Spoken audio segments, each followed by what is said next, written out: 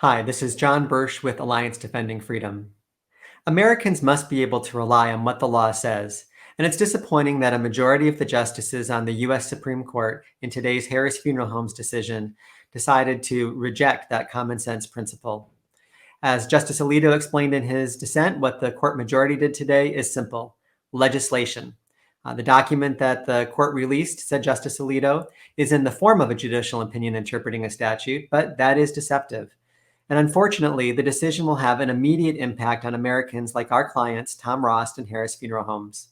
Tom was targeted for relying on what the law says, and now the majority of Supreme Court justices have put millions more like him in harm's way by redefining the meaning of sex in federal law to include sexual orientation and gender identity. Consider some of the many implications of that decision.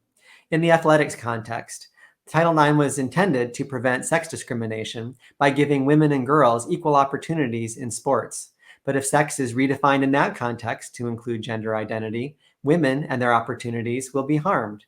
There are 3 women in Connecticut who have bravely stood up and sued Title IX officials after 2 biological male athletes identifying as women have taken state track and field titles in the girls' division in the last 2 track seasons. Yet, when those girls' parents complained, they were told by officials that girls have the right to participate, but not the right to win. That is not providing equal opportunity to women.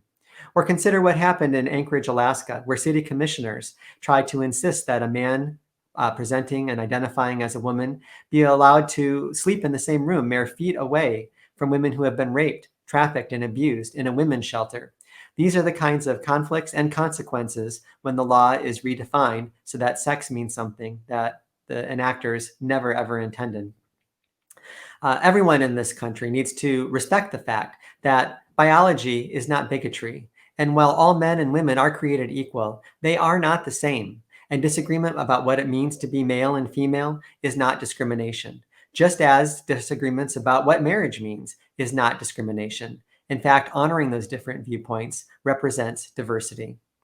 We appreciate how much all of you have supported Alliance Defending Freedom and me and Tom and Nancy Rost in this litigation. But we ask you to take heart and be courageous because this battle is not over. The one silver lining in the court's opinion is that the majority notes that there is a right to religious liberty in this country, and that right to religious liberty will oftentimes supersede other laws, like our federal employment laws.